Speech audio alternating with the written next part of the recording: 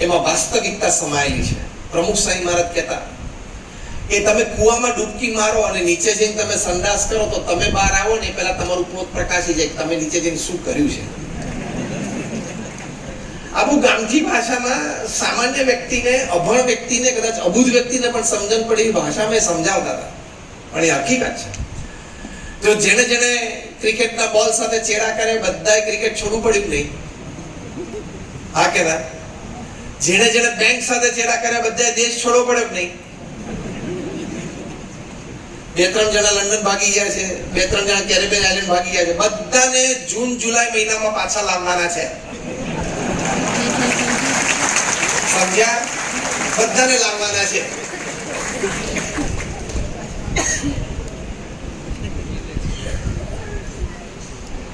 ખોટું લાંબુ ચાલતું નથી. Repeat with me what I સે. ખોટું લાંબુ ચાલતું નથી. આખું વાક્ય બોલો. Again, third time. આ થિંક ડિફરન્ટ. દુનિયા એમ વિચારે છે કે થોડું ખોટું કરી લેશું, ક્યાં કોઈ જોવે છે? પણ ઉપરવાળા જોવે છે ને, એને પસંદ નથી અધર્મ, એટલે પ્રશ્ન આવશે છે. 2018ની સાલમાં ઓસ્ટ્રેલિયાની ક્રિકેટ ટીમ સાઉથ આફ્રિકા ગયેલી. ચોથી ટેસ્ટ કેપટાઉનમાં રમાતી હતી. આજે તમે બધા આઈપીએલ ની પહેલી મેચ છોડીને અહીં આવ્યા છો તો આપણે ક્રિકેટના દ્રષ્ટાંતથી આપણી હકીકત સમજાવીએ.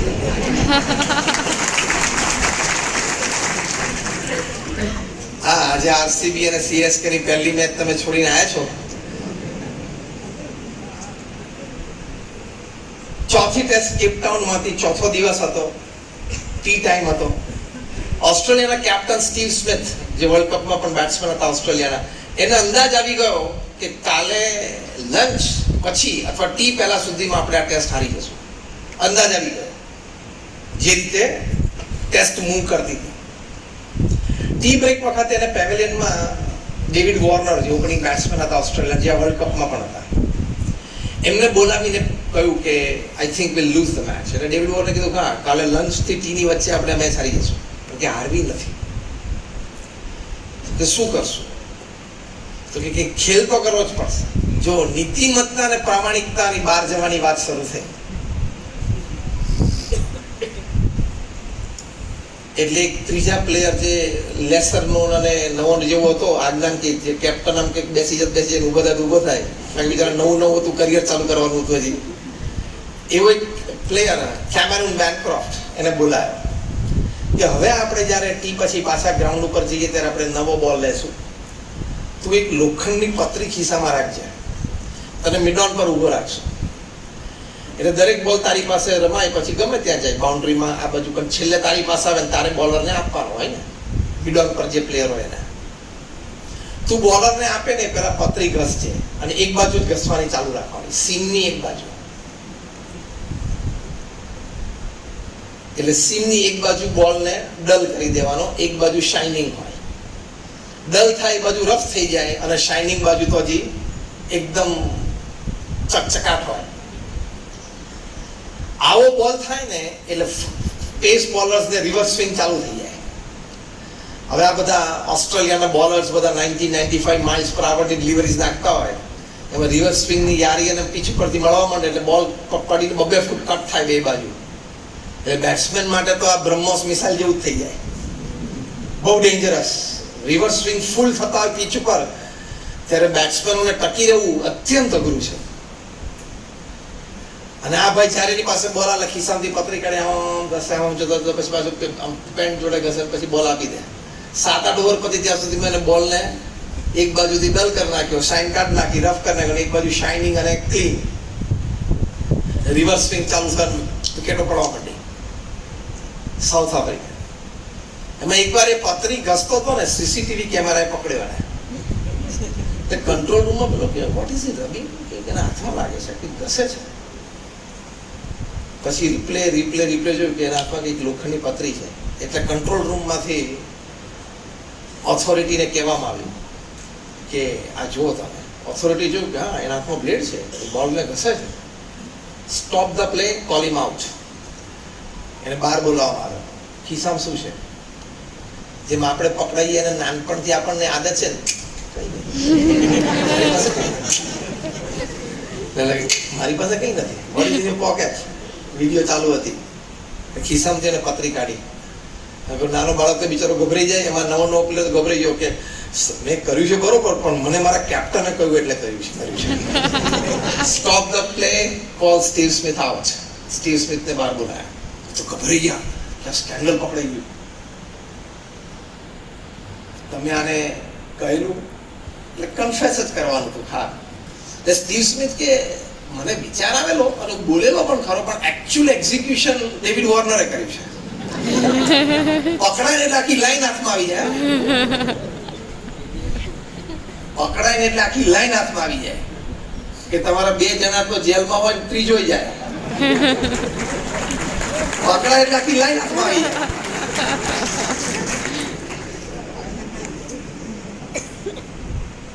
એટલે ડેવિડ વોર્નરને બહાર બોલાયો કે ભાઈ શું છે, એટલે એને કન્ફેસ કર્યું. તાત્કાલિક સાઉથ આફ્રિકા બોર્ડે ઓસ્ટ્રેલિયન ક્રિકેટ બોર્ડને ફોન કર્યો, ભાઈ આવો, તમારા ખેલાડીઓ મોટો ખેલ કર્યો છે, આવો આવો.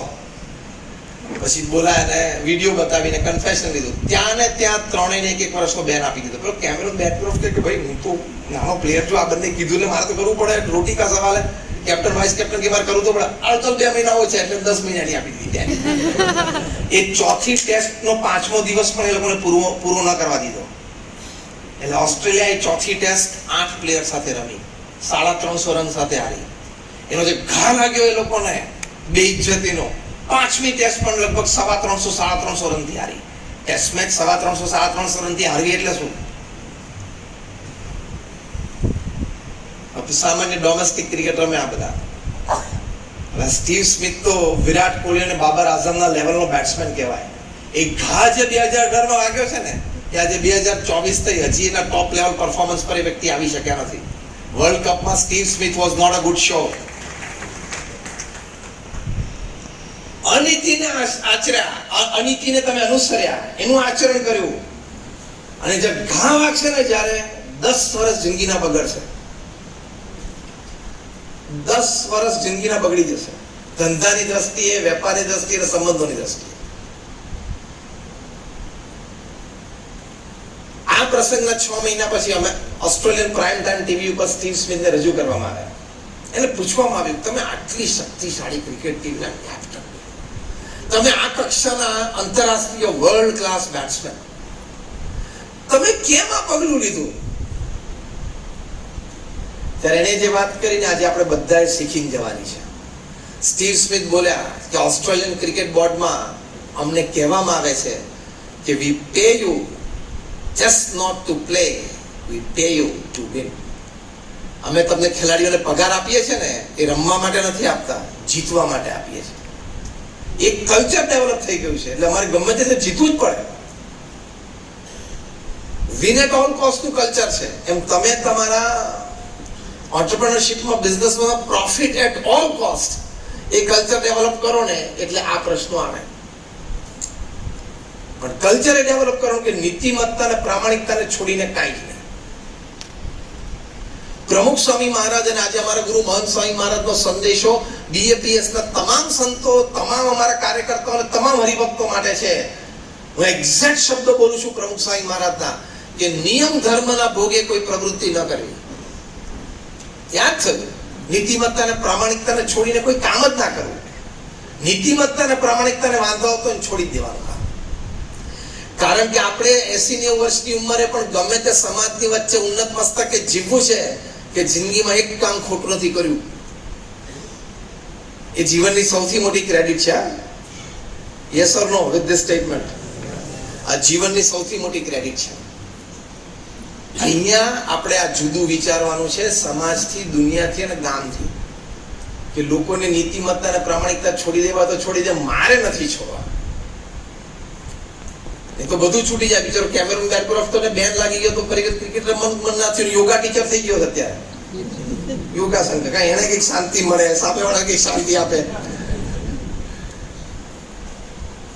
એટલે ખોટું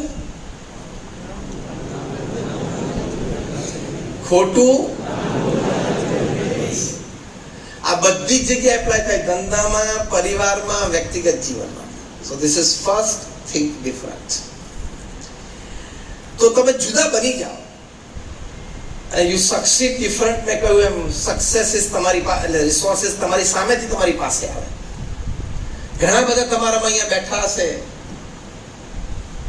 જેની ક્રેડિટ, અથવા તમે પણ ઘણા તમારા બજારમાં અહીંયા તમારા વ્યવસાયમાં જાણતા હશો વ્યક્તિઓને, એ વ્યક્તિનું નામ આવે એટલે પછી બીજી કોઈ વાત અને ચર્ચા હોય જ નહીં. છે કે નહીં સમાજમાં વ્યક્તિઓ? હા કે ના? એની વાત આવે એની સાથે ધંધો કરવાની વાત, એટલે આપણે એમ કહીએ કે તું દોસ્ત બીજું કઈ જોવાનું જ નથી, તું આંધળો થઈને એની સાથે ધંધો કરી લે. હા કે ના? યસ ઓર નો? એની કિંમત છે. જેમ પ્રમુખ સ્વામી મહારાજ માટે જ્યારે 2001માં ભુજમાં ભૂકંપ થયો અને BAPS સંસ્થાએ 509 ગામોમાં રિલીફ એક્ટિવિટી કરી, પછી BAPS સંસ્થાએ 9 ગામ બાંધી આપ્યા, 1500 ઘર બાંધી આપ્યા. લોકો તે વખતે કહેતા કે ભારતના એક ભૂતપૂર્વ પ્રધાનમંત્રી હંમેશા કહેતા હતા કે અમે કેન્દ્ર સરકારમાંથી સહાય રાહતને અર્થે 1 રૂપિયો છોડીએ તો લાભાર્થી સુધી પહોંચતા 15 પૈસા થઈ જાય છે. આ વાત કરીને ભુજ કચ્છના લોકો કહેતા કે, અને જે દાતાઓ છે કહેતા કે પ્રમુખ સ્વામી મહારાજને રૂપિયો આપીએ છીએ, BAPS સંસ્થાને રૂપિયો આપીએ છીએ આ ભુજ ભૂકંપ રાહત પ્રવૃત્તિ માટે, એ ગ્રાઉન્ડ ઉપર 1.25 રૂપિયો થઈ જાય છે. આ તમારી ક્રેડિટ છે. આ પ્રમુખ સ્વામી મહારાજની સમાજમાં ક્રેડિટ છે. પ્રમુખ સ્વામી મહારાજનું એ નીતિમય અને પ્રામાણિક જીવનથી અબુધાબીના રાજા His Royal Highness Excellency Sheikh Mohammed bin Zayed Al Nahyan, એમણે BAPS સંસ્થાને 27 એકર જગ્યા Dubai Abu Dhabi expressway, Sheikh Zayed expressway ઉપર ગિફ્ટમાં, ભેટમાં આપી દીધી. પહેલી વાર આ બ્રહ્માંડમાં એવો પ્રસંગ બન્યો કે એક મુસ્લિમ રાજાએ હિન્દુ ધર્મગુરુને પોતાના મુસ્લિમ દેશમાં મંદિર બાંધવા માટે જમીન ભેટમાં આપી. આ એમને નથી થતું. હા, ખ્યાલ છે ને? આપણે બાજુના કારખાના વાળાનો કર્મચારી ખાલી પાનની પિચકારી મારતા અને 2 છાંટા આપણી બાજુ ઉઠતા ને જમીનમાં, તો આપણે ઝઘડા થાય. અને એક મુસ્લિમ રાજાએ 27 એકર જગ્યા ગિફ્ટમાં આપી અને પાછું લખ્યું, આખું મંદિર તો તમે બધાએ જોયું હશે, 30 ફોટોગ્રાફ તો તમે બધાએ જોયો હશે, અને વિડિયો લાઈવ ટેલિકાસ્ટ થતો એ પણ તમે જોયું હશે. માનનીય આપણા પ્રધાનમંત્રી શ્રી પણ લોકાર્પણ સમારોહમાં પધારેલા. એ આખું પથ્થરનું મંદિર થયું.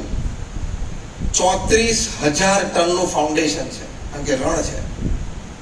ખબર પડી કયો આંકડો બોલ્યો? 34,000 ટનનું ફાઉન્ડેશન છે. એની ઉપર 19,500 ટનના પથ્થરો છે. નાની મોટી 10,000 મૂર્તિઓ છે. કેટલી? જાગ્રત અવસ્થામાં બોલું. હા, કેવું ખાલી તમને એમ ના લાગે કે એમને 10 વાગ્યા જેવું આવ્યું એટલે પછી હવે સ્વામી ઊંઘાવા માંડીએ એવું નહીં. મારે તો રોજ આ ટાઈમે આ કાર્યક્રમ ચાલતો રહી જાય એટલે હું જાગ્રત જ હોઉં. 10,000 મૂર્તિઝ ઇન વન મંદિર, અને 1500 વર્ષ સુધી ટકે એવું આ મંદિર છે. ભારત વર્ષમાં જેમાં 800,000 1200 વર્ષ જૂના મંદિરો છે, એમાં અબુધાબીની ભૂમિ ઉપર 1500 વર્ષ ટકે એવું આ મંદિર. 1500 વર્ષ એટલે આપણી 60મી પેઢી એ મંદિરના દર્શન કરશે. ત્યાં સુધી તો BAPS રેનોવેશન બધું કરશે એટલે વધારે થશે. એ મંદિર બાંધ્યું, એ મંદિરની અદ્ભુત કલાકૃતિ ઇત્યાદિ જોવા. રામાયણ મહાભારતના 50 જેટલા પ્રસંગો છે, ઉપનિષદના 50 જેટલા પ્રસંગો છે, African culture, European culture, Latin American કલ્ચરના પણ ખૂબ અદ્ભુત વાર્તાઓ મેં ત્યાં મૂકી છે. તો એ રાજાને એટલું બધું ગમ્યું, અને એમના ક્રાઉન પ્રિન્સ એમને પણ એટલું બધું ગમ્યું, અને ટોલરન્સ મિનિસ્ટર છે એમને પણ એટલું બધું ગમ્યું. એટલે રાજાએ લેખ કરી આપ્યો કે આ સૂર્ય અને ચંદ્ર પૃથ્વી ઉપર તપે ત્યાં સુધી BAPS હિન્દુ મંદિર અબુધાબીને ઇલેક્ટ્રિસિટી અને પાણી એ રાજ પૂરા પાડશે.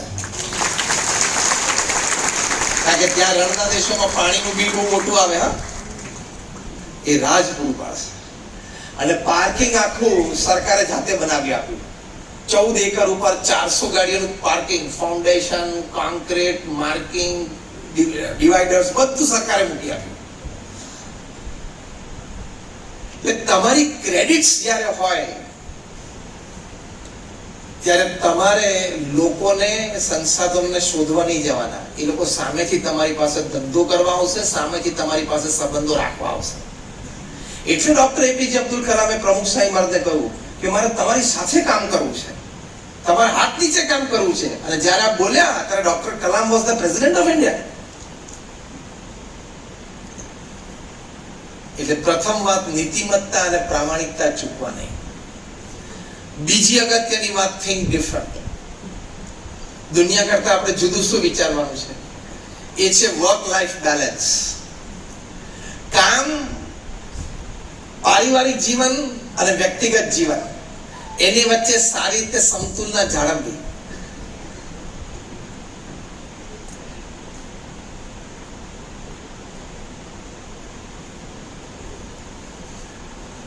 હું જ્યારે કોર્પોરેટ્સને વાત કરું ત્યારે એમને કહું છું, you are not the visiting card that you hold, you are not the car that you drive, you are not the house that you are living, you are first a human being and then a professional. આપણે પહેલા માણસ છીએ અને પછી વેપારી છીએ, હા કે ના? આપણે પહેલા માણસ છીએ અને પછી ધંધાદારી છીએ, હા કે ના? તો we are first human beings and then professionals. એટલે વર્ક લાઈફ બેલેન્સ બરોબર મેન્ટેન કરવાની. તમે સવારથી કારખાને પહોંચી જાઓ, રાત સુધી તમે કારખાને કે જોબ પર કે તમારા વ્યવસાયમાં વ્યસ્ત રહો, એ અનુકરણીય અને બોધદાયક જીવનશૈલી નથી. એક સરસ ફોર્મ્યુલા મેં ડિઝાઇન કરી છે, તમારી સાથે શેર કરું. 8+8+8. 24 કલાક તમારી પાસે દિવસમાં છે, એને 8+8+8 ની સિસ્ટમમાં નાખી દેવાનું. 8 કલાક પોતાના ક્ષેત્રમાં નિષ્ઠાપૂર્વક કડી મહેનત કરી લેવાની, એટલે કે જબરજસ્ત પુરુષાર્થ કરી લેવાનો પોતાના કાર્યક્ષેત્રમાં. બીજા 8 કલાકમાં સારી રીતે આરામ અને સૂઈ લેવાનું. માનનીય પ્રધાનમંત્રી શ્રી નરેન્દ્ર મોદી હમણાં 15 દિવસ પહેલા એક કાર્યક્રમમાં બોલ્યા કે હું બધાને અનુરોધ કરું છું, એ વિડીયો પણ વોટ્સએપ પર વાયરલ હશે, તમે લોકોએ પણ જોઈ હશે, કે હું બધાને અનુરોધ કરું છું કે તમારી દિનચર્યા, ટુ ડુ લિસ્ટ તમે ગોઠવો કે આજે મારા આટલા કામ છે, એમાં પહેલી પ્રાયોરિટી તમારી ઊંઘને આપજો. પછી એમને પોતે અફસોસ વ્યક્ત કર્યો કે મેં મારા જીવનમાં બહુ ઊંઘ ઓછી લીધી છે, પણ હું બધાને કહું છું કે તમે પ્રોપર ઊંઘ લો, એવું પોતે બોલે છે. એટલે આપણે પણ એ થોડુંક બેલેન્સ રાખવા. અને ત્રીજા 8 કલાક છે, એમાં અમે 3 વાત શીખવાડી છે, 3F, 3H અને 3S. 3F એટલે ફેમિલી, ફ્રેન્ડ્સ, ફેથ. 3H એટલે હેલ્થ, હાઇજીન, હોબી. 3S એટલે સોલ, સર્વિસ એન્ડ સ્માઇલ. આ 9 ડિપાર્ટમેન્ટમાં તમારા ત્રીજા 8 કલાક જવા જોઈએ, ઓફ કોર્સ ઇન્ટુ ફ્રેગમેન્ટ્સ. તો એ વેલ લીવ્ડ હ્યુમન લાઈફ છે. કારણ કે 70-80 વર્ષનું જીવન છે, એ તો ખબર છે ને? એ તો ખ્યાલ હોવો જોઈએ પાછો. 70-80 5-10 પ્લસ માઇનસ ભગવાનની ઈચ્છાથી. એ તો સારું થયું ત્રીજો વેવ ના આવે, તો આમાંથી આપણે બીજા 10% ના આવે.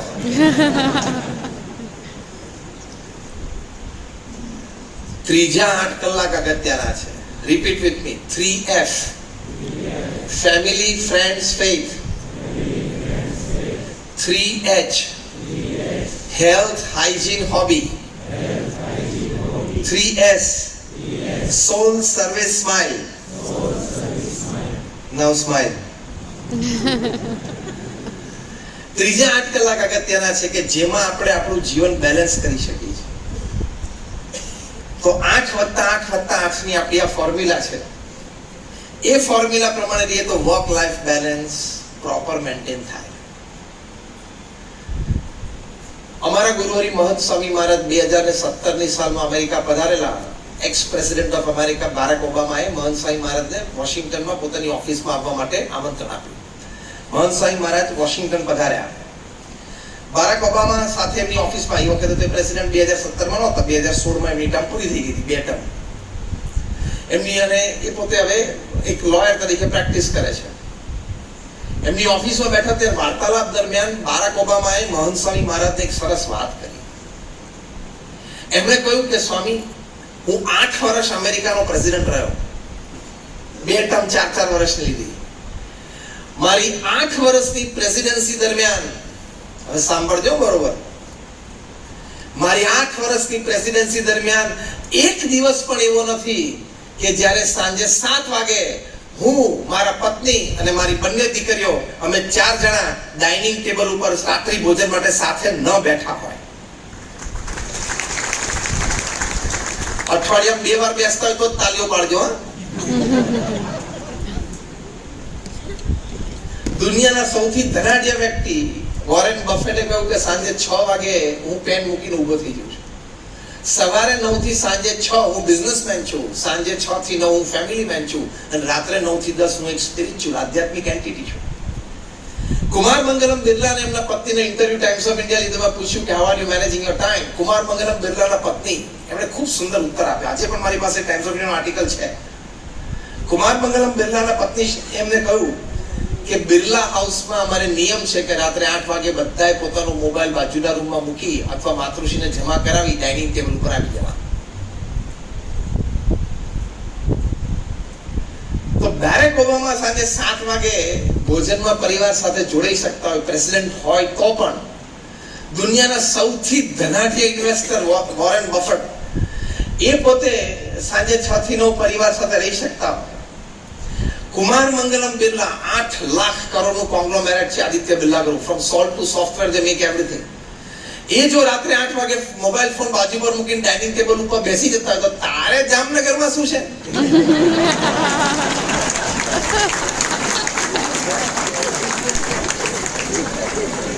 તારે કયો એવો મોટો વહીવટ છે? એમાં રાઈટ ઓર રોંગ?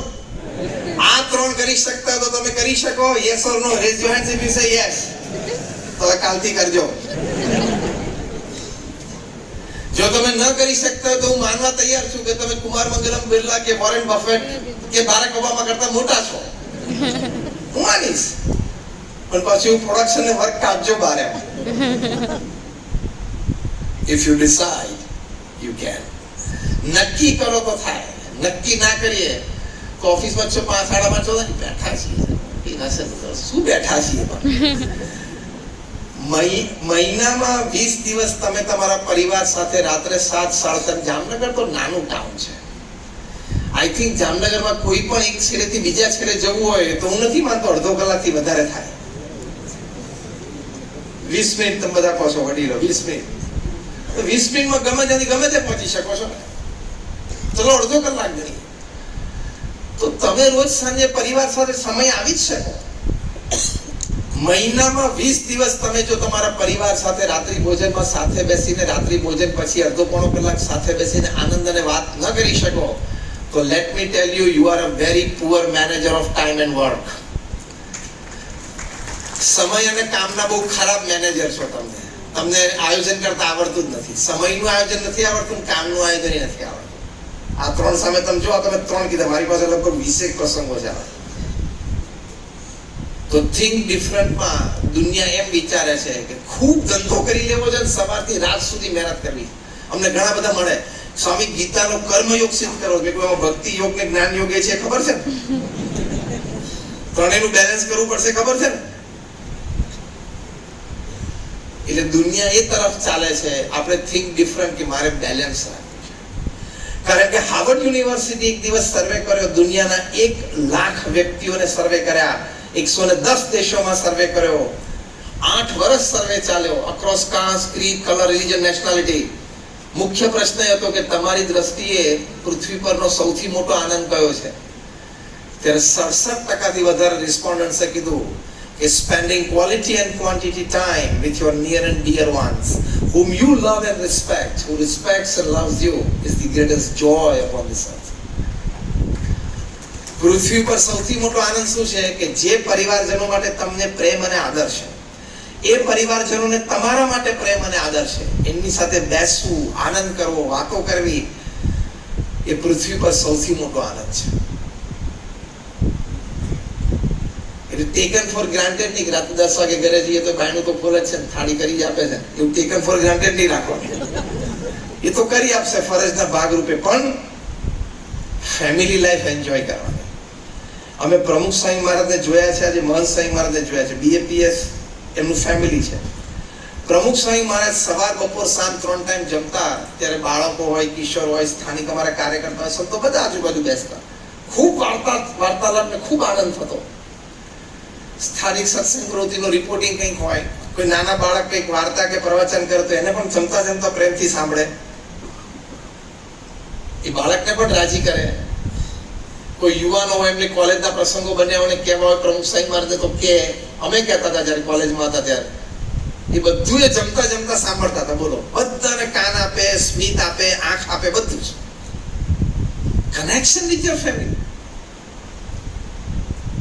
અને તમને એ પણ આશ્ચર્ય થશે કે એમને આ 1300 સંસ્થાઓ એટલે 1300 જમીન જે પ્રમુખ સ્વામી સંપાદન કરી પૃથ્વી, એમાંથી 25% જમીન, લગભગ 250 જેટલી, 300 થી વધારે જમીનો એમને જમતા જમતા ત્યાંથી વિડીયો પાડીને મોકલી હોય કે 3 ઓલ્ટરનેટ જમીન છે, એમાંથી કઈ ગયો તો જમતા જમતા 3 જોઈને પછી ફોન કરે કે બીજા નંબરની છે ત્યાં આપણે પ્રોજેક્ટ કરવો છે, એ નક્કી કરીએ છીએ.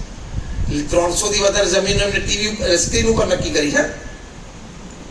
એ એમનું એક્યુમેન હતું, એ એમની એક બહુ જબરદસ્ત દ્રષ્ટિ હતી. એટલે family time, properly work life balance.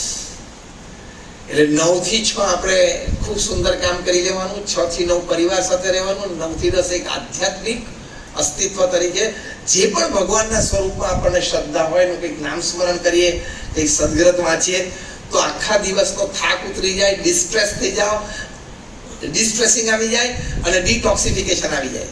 ઝેર ચડ્યું હોય ને આખો દિવસ, ગામના વહીવટ વિશે વિચારીને, કોકને ગાળ દઈને, કોકના પ્રત્યે ઈર્ષા ભાવ રાખીને, એટલે એને ટેન્ડર મળી ગયું, એના ધંધો મળી ગયો, એનાથી પછી 1-1.5 કલાક જે ટેન્શનમાં રહ્યા હોય એ બધું આ રાત્રે ઉતરી જાય. કારણ કે રાત્રે ઝેર તો ઉતારવું પડે, હા કે ના? એટલે morning prayers is inspiration, evening prayers is distressing. એટલે વર્ક લાઈફ બેલેન્સ છે એ જીવનમાં ખૂબ જરૂરી છે. નહીં તો 70-80 વર્ષ એમને પૂરા થઈ જશે. અમે બહુ ઓછો જાગ્રત સમય આપણી પાસે છે. 8 કલાક આપણે સૂઈએ છીએ, હા કે ના? 24 માંથી 8 એટલે 1/3 દિવસ આપણે સુવામાં જાય છે. સ્ટ્રેટ ઇક્વેશન, 1/3 જીવન સુવામાં જશે. એટલે તમે 70 વર્ષ આ પૃથ્વી પર જીવશો, 23 વર્ષ સુવામાં જવાના છે. આપણે ગણતરી નથી કરીને એટલે આપણને આમ સજાગતા નથી અને એની અગત્યતા નથી સમજ્યા. 70 વર્ષ કોઈ પણ વ્યક્તિ પૃથ્વી પર જીવે એટલે એમાંથી 23 વર્ષ સુવામાં જાય. એને ખબર જ ન હોય કે મારું અસ્તિત્વ છે. તમે ખાલી 90 સેકન્ડ બ્રશ કરો ને રોજ, 90 સેકન્ડમાં ઓછામાં ઓછું કોન્ઝર્વેટિવ ફિગર બોલું છું, તો એ તમારા જીવનમાં 70 વર્ષમાં 40 દિવસ ફૂલ બ્રશ કાઢી નાખવાના. હવે હું અરીસાની સામેના ટાઈમને તમને ગણાવતો નથી, કારણ કે એના બધાના ટાઈમ જુદા જુદા.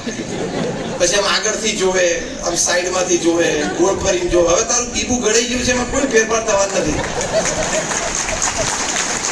હવે તારું બીબું ગળાઈ ગયું છે, હવે એમાં કોઈ ફેરફાર થવાનો નથી. તું અરીસા સામે ગમે તેટલો સમય કાઢીશ ને, પણ અરીસાની સામે ઉભો હોય ત્યારે, આ તો વચ્ચે આ વાત કરી દઉં, અરીસાની સામે ઉભો ત્યારે દરેક વ્યક્તિને એમ થાય થોડું જો 10% હજી કંઈક સારું ગોઠવાઈ ગયું હોત ને,